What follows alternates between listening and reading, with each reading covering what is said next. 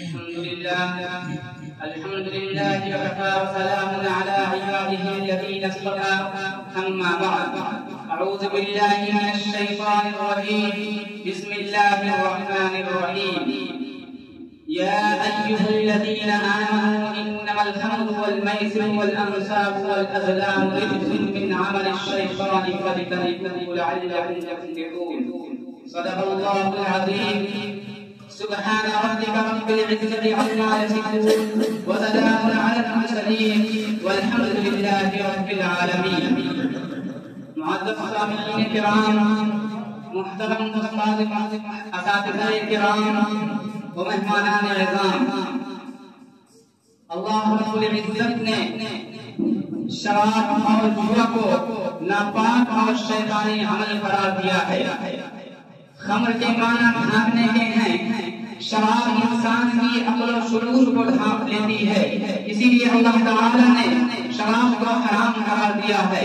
صرف شراب ہی نہیں بلکہ ہر چیز کو شریعت نے حرام قرار دیا ہے جو نشہ آور ہے. مثلا داری یعنی کچی شراب، الکحل اور نشہ آور گولیاں وغیرہ، ان سب کا استعمال شریعت میں ممنوع ہے. نبی اکرم صلی اللہ علیہ وسلم نے ارشاد فرمایا کل مسکر حرام، ہر نشہ آور چیز حرام ہے. میرے عزیز ساتھیو، عرب کے لوگ ان اخلاقی خرابیوں میں مبتلا تھے. ان میں ایک بری عادت شراب نوشی تھی. شراب کے بغیر ان کو چین نہ آتا تھا، جیسے شراب ان کی گھٹی میں پڑی ہوئی ہو. اور شراب کے ساتھ ساتھ لڑائی جھگڑے، گالی گلوچ، بے حیائی اور بدکاری بھی لگی ہوئی تھی. اور یہ شراب نوشی کے ساتھ آج بھی لگی ہوئی ہے. اسی لیے شراب کو ام الخبائث کہا گیا. میرے محترم بزرگوں اور دوستوں، اللہ رب العزت نے انسان کو اشرف المخلوق بنایا ہے. اسے ہوش و عقل، شعور و تمیز، بصیرت اور قوت فیصلہ جیسی عظیم نعمتوں سے نوازا ہے. یہ انسان کے اشرف المخلوق ہونے کی علامت ہے.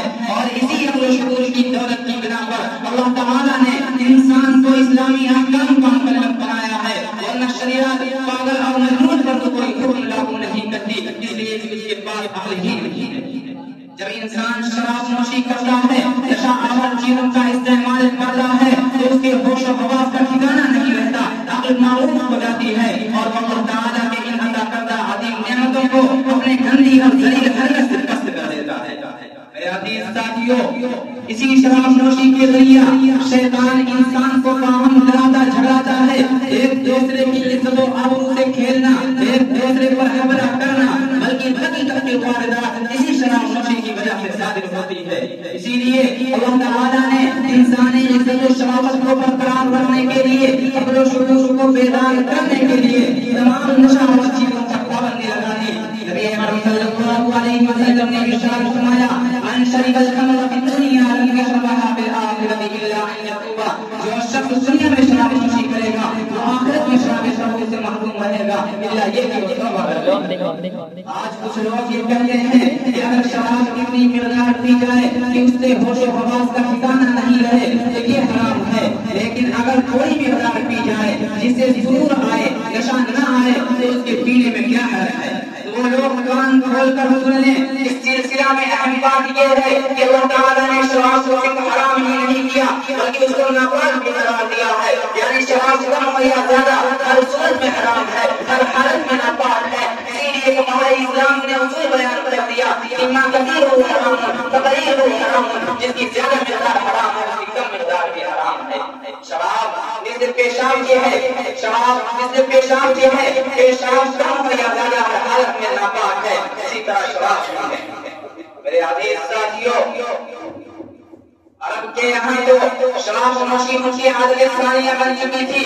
ان کی حالت یہ تھی کہ اگر وہ دشمنوں سے انتقام لینے کا تہیہ کر لیتے تو یوں قسم اٹھاتے، قسم ہے کہ اس وقت تک شراب کو ہاتھ نہ لگاؤں گا جب تک کہ میں اپنے دشمنوں سے انتقام نہ لے.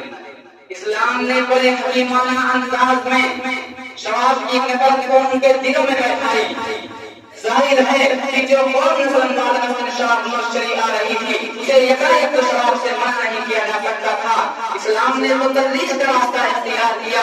شراب کے بارے میں سب سے پہلی آیت نازل ہوئی اور یہ تھی تتخذون منه سکرا ورزقا حسنا، یہیں پر کچھ لوگوں نے سمجھ لیا اس شکل کو اس کے حسن کا مقابل بنایا گیا ہے، یعنی جو شکل ہے وہ اس کے حسن نہیں، جو اس کے حسن ہے وہ شکل نہیں۔ اس آیت کے سنتے ہی ان لوگوں نے شراب نوشی سے توبہ کر دی اور شراب کے بارے میں دوسری آیت نازل ہوئی، یسألونک عن الخمر والمیسر قل فیہما اثم کبیر ومنافع للناس واسمہما اکبر من نفعہما۔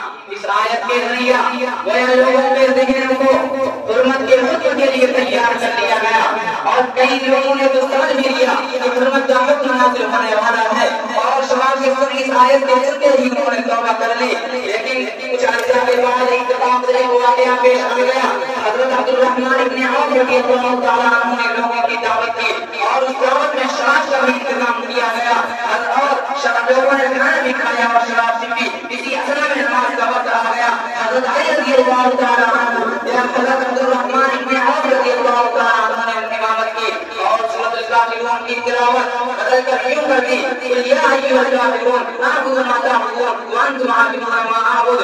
اس پر یہ آیت نازل ہوئی، یا ایھا الذین آمنوا لا تقربوا الصلاۃ وانتم سکارى، کہ اے ایمان والو نشے کی حالت میں تم نماز کے قریب نہ آؤ۔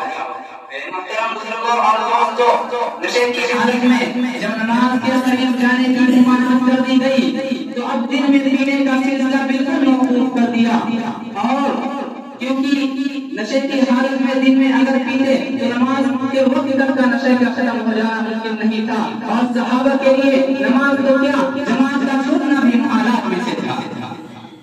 گویا اس آیت کے ذریعہ لوگوں کے ذہنوں کو یہ بھی بتا دیا گیا کہ نشے کی حالت میں کوئی شخص اللہ تعالیٰ سے ہم کلام اور مناجات ہونے کے قابل نہیں ہے۔ اس آیت کے نزول کے بعد اکثریت نے شراب نوشی سے توبہ کر لی، اور جو چند ایک باقی بھی تھے وہ اس کے ترک کرنے پر آمادہ ہو گئے تھے۔ اس کے بعد اللہ تعالیٰ نے صاف صاف اعلان کر دیا، یا ایھا الذین آمنوا انما الخمر والمیسر والانصاب والازلام رجس من عمل الشیطان فاجتنبوه لعلکم تفلحون۔ میرے عزیز ساتھیوں، صحابہ کی اطاعت اور تعمیر حکم کا جذبہ تو دیکھیے کہ ان حرمت کے حکم کے نازل ہونے کے بعد شراب کے مٹکے کو توڑ دیا، مسجدوں کو بہا دیا، بالکل بھی تعمیل نہیں کیا، یہ نہیں سوچا کہ یہ شراب کا مٹکا یہ مشیدہ کتنے دراہم و دنانیر کے تھے، اس کو ہم کافروں سے بیچ کر کچھ پیسہ کما لیں، دیکھو نقصان والی بات بالکل نہیں سوچی، اور شراب کو مدینہ کی گلیوں کوچوں میں چڑھا دیا، اتنا بہایا کہ کافی عرصے تک اس کی قوت اس کے اثر کو محسوس کیا جاتا ہے۔ بلکہ احادیث میں تو ایسے بھی واقعات آئے ہیں کہ محفل عروج پر تھی، بادہ و ساغر کا اہتمام تھا، جام لٹھائے جانے والے تھے، اتنے میں منادی کی آواز کان میں پڑی، یا ایھا الذین آمنوا انما الخمر والمیسر والانصاب والازلام رجس من عمل الشیطان فاجتنبوه لعلکم تفلحون۔ آیت کریمہ کا سننا تھا کہ ہاتھوں کو صحابہ نے کھینچ لیا، پینے سے توبہ کر لی۔ تاریخ انسانی اٹھا کر دیکھو، تعمیر حکم کا آپ کو ایسی مثال نظر نہ آئے گی۔ صحابہ کرام ان کے لیے نشے کا چھوڑنا، نفسانی خواہشات کا چھوڑنا تو آسان تھا، لیکن اللہ اور اس کے رسول کی نافرمانی کرنا یہ مشکل ہی نہیں ناممکن تھا۔ میرے محترم بزرگوں اور دوستوں، اسلام نے شراب کو اس وقت حرام کیا جبکہ پوری دنیا میں جسمانی قوت اور وقتی نشاط کے لیے اس کا استعمال عام تھا، اور جسمانی قوت اور وقتی نشاط کے لیے اس کا استعمال عام تھا، اور اسلام نے اپنے مخصوص انداز کے مطابق شراب کے لیے وعید بھی مقرر اور سزا بھی مقرر کر دی، لیکن اس کے طبی نقصانات پر بحث نہیں کی۔ مگر وہ ممالک اور وہ سوسائٹیاں جہاں پر شراب کو پانی کی طرح استعمال کیا جاتا ہے، ان ممالک کے ڈاکٹر، سائنسدان، سماجی کارکن انہیں شراب نوشی اور اس کے بڑھتے ہوئے مہلک نتائج پر پریشان ہوئے، اور کثرت سے جنسی جبر کے واقعات، ڈرائیونگ کے حادثات نے ان کو یہ سوچنے پر مجبور کر دیا کہ اگر وہ اس نہج پر چلتے رہے تو خوفناک نتائج سے بچنا ممکن نہیں ہوگا۔ وہاں کے ڈاکٹر طویل تحقیقات کے بعد یہ تسلیم کر رہے ہیں کہ شراب کے زیادہ استعمال سے معدے کی جھلی متضرر ہو جاتی ہے، سوزش بڑھ جاتی ہے، حرکت قلب میں اضافہ ہو جاتا ہے، جگر کے فعال میں کمزوری آ جاتی ہے، خون کی نالیوں کا پھیلاؤ زیادہ ہو جاتا ہے، اور کبھی کبھی دور و بحث اعصابی کنٹرول سے بے قابو ہو جاتے ہیں۔ اسی وجہ سے شرابی مستانے بسا اوقات شلوار اور پتلون میں فارغ ہو جاتے ہیں۔ اسی شراب نوشی کی وجہ سے پھیپھڑے اور زبردست سرطان بھی لاحق ہو سکتا ہے۔ یہ سارے کے سارے نقصانات آج تسلیم کیے جا رہے ہیں، جبکہ ہمارے اور آپ کے آقا تاجدار مدینہ جناب نبی کریم صلی اللہ علیہ وسلم نے بہت پہلے اس کو بیماری قرار دیا تھا۔ حضرت وائل رضی اللہ تعالی عنہ نے بیان فرماتے ہیں کہ ایک شخص جس کا نام سوید ابن طارق تھا، اس نے حضور اکرم صلی اللہ علیہ وسلم سے شراب کے متعلق سوال کیا تو آپ نے اس سے منع فرما دیا۔ اس نے کہا کہ میں اسے دوا کے بارے میں سوال کرتا ہوں تو آپ نے ارشاد فرمایا انھا داء لیس بدواء، وہ تو بیماری ہے، دوا نہیں ہے۔ اسی وجہ سے لیکن حیرت کی بات تو یہ ہے کہ جو لوگ شراب سے مبتلا ہیں وہ اس کے ترک کرنے پر آمادہ نہیں ہیں۔